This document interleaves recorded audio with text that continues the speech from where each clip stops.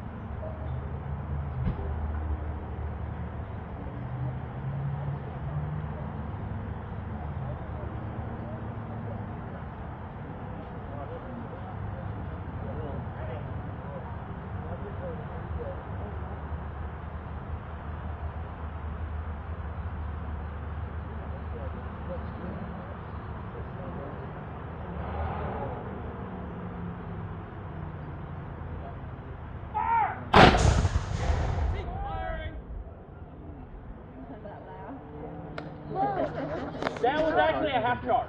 Oh my, that was one. Had we been firing a projectile, the gun would have been louder and it actually would have rolled back a couple of feet. Well, again, let me welcome you to Kennesaw Mountain Battlefield Park. And what we have here in front of you today is a Confederate gun detachment. So we have our cannon and we have our limber. Now, when you read about Civil War cannons here at the Battle of Kennesaw Mountain, you'll read, battery of, the 2nd battery of the 3rd Illinois, or the Me-Baines, Tennessee battery did this and did that. When you read about cannons, a battery of cannons in the Confederate Army is 4 cannons commanded by a captain. In the Union Army, it is 6 cannons commanded by a captain.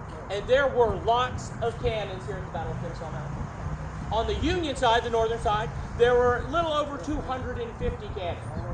On the Confederate side, they're right around 170 to 180, depending on what day that you're actually counting.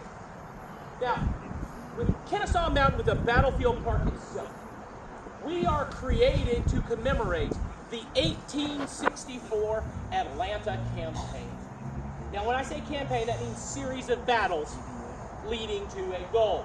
Now, in this case, we cover the time period, everything from early May to September of 1864 will be the Atlanta campaign, and it will span from just this side of the Tennessee-Georgia border all the way to south of the city of Atlanta. Now, the way this is going to work, in early May of 1864, Union Army generals, good? Everybody good? Cool. Union Army General William T. Sherman, he has with him 110,000 troops plus their cannons. They will be moving into Georgia. Defending Georgia will be the Confederate Army under Joseph E. Johnston, and he has about 65,000 troops. So in terms of cannons and troops, the Northern Army has the advantage here. So what the Confederates are going to do, they know that, in an open fight, they're not going to be able to, necessarily match the Union Army. So the Confederates are going to fight defensively. What they'll do is they'll entrench, they'll dig fortifications on high ground and want the Union Army. Hopefully, if the Union Army wants to fight them, they've got to come and fight the Confederates while they are protected in those trenches. So, early May, Sherman starts moving into North Georgia. If you've ever driven through North Georgia in and around 75, going up towards Chattanooga, you've seen the beginnings of the Atlanta campaign. And Johnston, he's entrenched up on that high ground.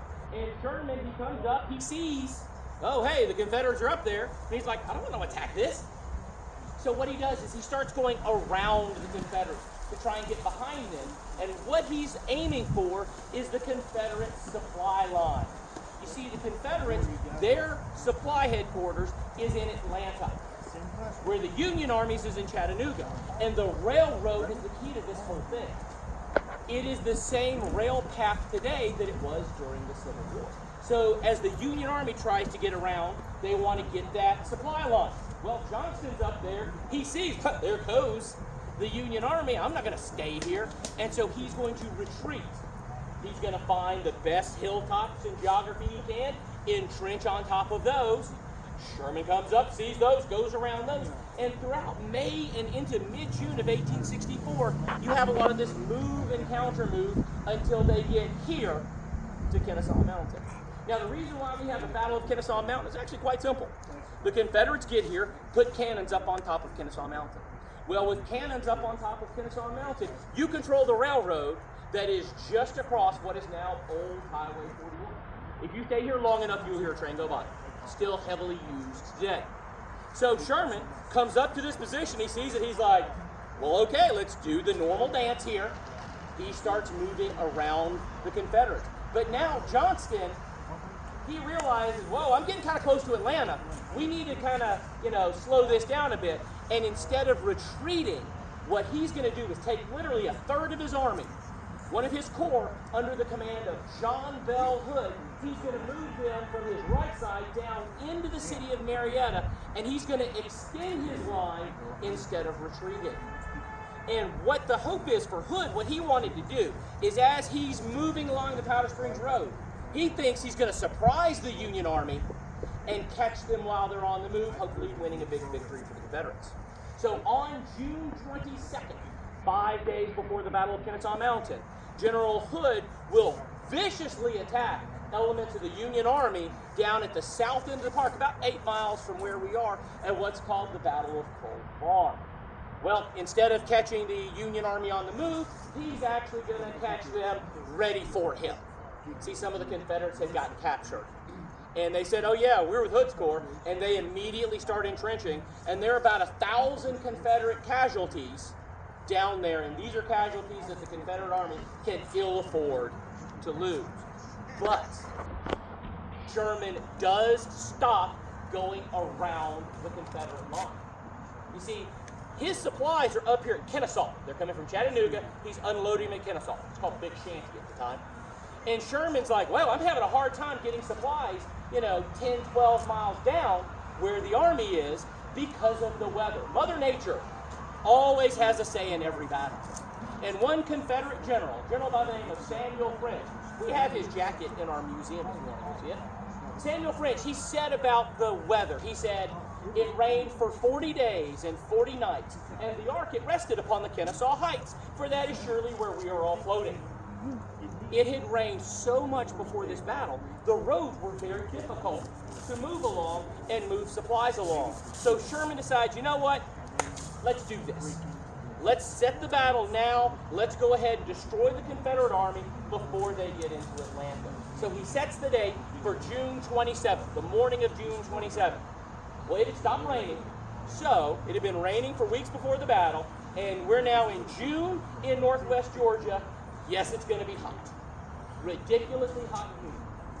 Now, what Sherman wants to do, his plan, have a massive cannon bombardment. He has enough cannons. He's going to use his cannons offensively. He wants to fire at parts of the Confederate trenches, break them up, then he wants to send his infantry marching in to break through the Confederate line. The Confederates know, again, they don't have the numbers, so they're going to spread their cannons out all along the line, so that no matter where the Union Army attacks, they're going to be met with some kind of cannon fire. So the morning of the 27th, it was so hot, one Confederate said, the sky seemed made of iron and the earth made of brass. And this massive artillery bombardment begins. Hundreds of cannons firing all along the Kennesaw Mountain line. One Confederate, he said, hell had broke loose in Georgia, sure enough. Now the Confederates, they stayed quiet because they knew if they started firing their cannons, well, you saw how much smoke my cannon made. That lets everybody know, here I am, shoot at me. if I shoot back. Now, where we are right now, the Union Army is going to come out in a diversion from those trees, from the wood line, and move right through where we are. So during the Battle of Kennesaw Mountain, there were no cannons where we are. This would absolutely be a terrible place to be, June 27, 1864. But once you move out in the battlefield and you see the cannons that we placed out there, those are placed in original positions. All of the entrenchments and the fortifications around them that you see, those are originals. Those are either going to be dug by people who were enslaved, or they're going to be worked on by the soldiers themselves. That's why I asked you enough time. And when you see those cannons, you're going to see cannons that are either, well, we've got them right here, either cannons that have a green barrel, or like my cannon, cannons that have a black barrel. Now, the cannons that have a green barrel, the reason why the barrel is green, the tube is made out of bronze. So when it sits outside in the weather, it gets that patina on it. They would have been kind of shiny during the war. Now, if you look in those bronze guns, and you look inside of it, the vast majority, not all, but the vast majority of them are smooth all the way back. That's called a smooth bore cannon. It's an older type of cannon that fires a round cannonball. Now, hundreds of years prior to the Civil War, cannons fired rounded projectiles. What I have here, this is a solid shot, 12 pounds for the Napoleon cannon over here. When you fire this, you'd have a powder bag attached to the back. When it ignites, you fire this out and you skip it along the ground into the enemy's troops. If you've ever seen the Mel Gibson movie, The Patriot, it has some really cool scenes where the cannonball, you can see it skipping along the ground. It crashes into the enemy's line, absolutely devastating for 2 or 3 of the soldiers. But when you think about it, let's be honest, this is war. And firing a cannon that has a crew of 6 to 8 men to only kill 2 or 3 of the enemy is not very efficient. And military developers said, we gotta have a better weapon. The cannonball's great for knocking stuff down, but we need something to use against troops. And military weapons developers came up with this right here. This is called a shell. It is literally a hollow cannonball. It has a bursting charge of powder inside of it, and it has a fuse here. When the powder bag that's going to propel it ignites, flame wraps around this, it lights this fuse. And while it's flying, it's burning, and the idea is to burst it at about head height in front of the enemy troops. So now with one exploding cannonball, I might be able to kill, 4, 5, 6 of the enemy soldiers, and I have now multiplied my ability to harm my fellow man. And that works great. So it wasn't very long, and this is still well before the Civil War, that military developers said, oh, the exploding cannonball's the way to go, how can we make it better? And an Englishman by the name of Henry Shrapnel came up with a cannonball. We Americans, he's British, the British call it the shrapnel shot, we Americans, we call it the case shot. It's a thinner cannonball. It has just enough of a charge to burst it, and it's packed full of small iron or lead balls. So now when this thing bursts, not only do I have the outside pieces flying through the air, I have all that, shrapnel from the inside, and I easily can kill or wound upwards of 10, 11, maybe a dozen of the enemy's troops with one firing of the cannon. If you get a chance, go in our museum. We have one of these that we've cut open, and you can see the extra pieces that are in there. And for the longest time, the smooth bore cannon, firing, shell, solid shot, and case shot was the king of the battlefield. But by the time we get to the American Civil War, America's beginning to go through a process called industrialization. We're beginning to use machines more, begin to replace animal power. So we're getting factories, we're getting steamships and railroads. We're becoming more modern, and so are our weapons, and that's the cannons that have a black tube. The cannons that have a black tube, the tube is black because we paint them. They're made out of iron. And if you look inside of them, they have a series of grooves in them. They're not smooth. They have a series of grooves called rifling. And the rifled projectiles are pointy. The proper Civil War term is cylindro-conical. That is just a fancy Civil War way of saying round and pointy. Now you could have a solid one of these. You could have a shell. You could have a case shot. So the same thing you fire out of the smoothbore, you can fire an equivalent out of the rifled gun. But here's the difference. This is like throwing a basketball. It's large, but you can't throw it far very accurately. This, because of the rifling, comes out spinning like a football. It goes a lot farther, a lot more accurately. This can fire about a mile. This can fire 3 miles. So the newer technology can go a lot farther than the older technology. Well, for the Confederates, since they don't have the industry that the North does, most of their cannons, about 80% of their cannons, are the older type.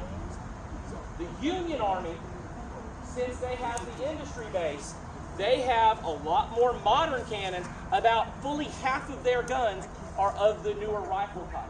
So in both quantity and range, the Union Army has an advantage. But these cannons are great. So this cannon can fire 3 miles. So what? I can't see that far. See, during the Civil War, you had to be able to see your target to hit it. See, nowadays, with satellites and technology, somebody presses a button and the enemies of America have fire and destruction rain down upon them, not even just miles away, but with drones, it could be halfway around the world. Civil War is a lot more personal. You've got to be able to see your target. So that's why as you tour the battlefield, look to the elevated areas, look to the high ground, because artillerymen try to get on hilltops so they can maximize the effectiveness of their weapon. I get up high, I can see more stuff, I can shoot more stuff. Now, most battles are not going to be at a mile and 2 miles. They're going to be a mile or closer. So if we have to defend ourselves, if you notice, none of us have pistols and none of us have swords. We don't have swords because, well, let's be honest, do not bring a knife to a gunfight. We don't have pistols because if the cannoneer is given a pistol and he's busy shooting his pistol, what is he busy not shooting? The cannon. So to defend ourselves, if the enemy gets in close, we have this right here. This tin can is called a canister, and it is arguably the most destructive thing that we can fire out of the gun. It is nothing but a tin can packed full of small iron balls. When this is fired, this can comes apart and it turns the cannon into a large shotgun. It is devastating to enemy soldiers as they march in their battle line shoulder to shoulder. When they're firing this will absolutely tear holes in their lines. But if you are reading about cannoneers firing canister, that means they are getting desperate. Because this only has a range of 200, maybe 250 yards. That is within the range of an aimed rifle musket. So if cannoneers are shooting canister, that means that the enemy is close. And one of the things is you were not given a lot of these because the idea was if you are shooting this, it is time to leave. Fire a couple into the face of the enemy and get off the battlefield because you may be losing cannoneers, but more importantly, you might be losing horses. See, the way this works is the cannon hooks up to the limber and it's pulled by 6 horses. If something happens to the horses, well, it's just like, right now, if you walk out to your car and shoot holes in the engine of your car, sure, you and your family can push your car for a little ways, but how far are you reasonably going to go and how quickly are you going to get there? And so the horses, to make a case to say, they're more important than us. Now, the way the cannon is fired, for north or south, it's basically going to be the same thing. Because before the war, it was all the United States Army. And so they're both operating off roughly the same manual. So the drill that I'm about to show you, for north or south, this is going to be what they would have been doing during the Battle of Kennesaw Mountain. Attention, detachment. So the way this works, we got to have somebody in charge. The person who's in charge of this, he's called the gunner. His job is to aim the cannon and ensure the safe loading and firing of the weapon. Every cannoneer under him has a number. Each number has a job that they must do in order to load and fire this weapon. First, we have at the right front, we have number 1. Across from him, we have number 2. Back on this side of the gun, behind the number 1, we have number 3.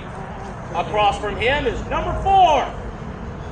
Back here towards the limber, we have number 5. Then back 6 and 7. Now, every cannoneer knows the job of every other cannoneer. That way, in case there's casualties, we can stay in the fight. So at this time, we're going to go through a drill. We are not shooting. We're just going to go through the process, and I'm going to explain it so you can see how a Civil War cannon is loaded. At this time, gunner, drill your detachment in the School of the Peace.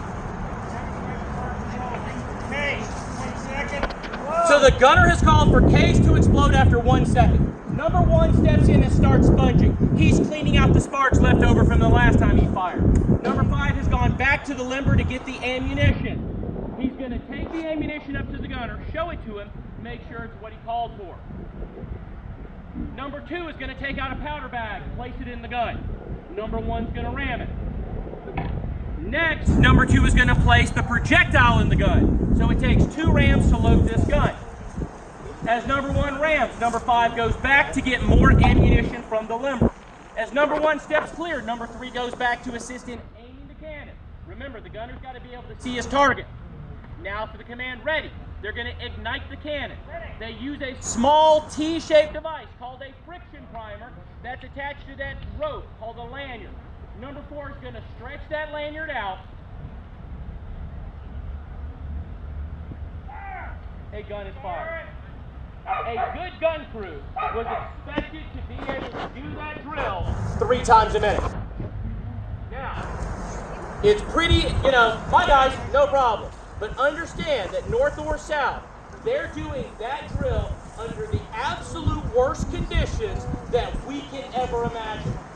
Which is why they drill day in and day out so that they could go through those steps without even thinking about it and could keep fighting if necessary. Now, normally on a battlefield, we wouldn't be shooting 3 times a minute. It would be 1, maybe 2 shots a minute because that box only holds 50 rounds of ammunition. So you don't want to run out of ammunition, then have to bring up the caisson, that's another ammunition wagon, to refill everything. Now here's the Battle of Kennesaw Mountain. The Confederate artillery will play a crucial role in stopping Sherman from breaking through the Confederate line. But the roads had dried up enough, so even though the Union Army technically will lose the battle, they will get around behind the Confederates, threaten that supply line again, and Johnston doesn't have enough troops to shift around anymore, and so he will still have to abandon his victory that he had won here on the 27th of June, 1864. Now at this time we're going to fire one more time. We do ask everybody stay right here. Hold tight to the puppy dogs while we're firing. No, just hang on tight. Don't want to see them running across the field. And everybody stay right where you are. Gunner, commence firing. Canister, load.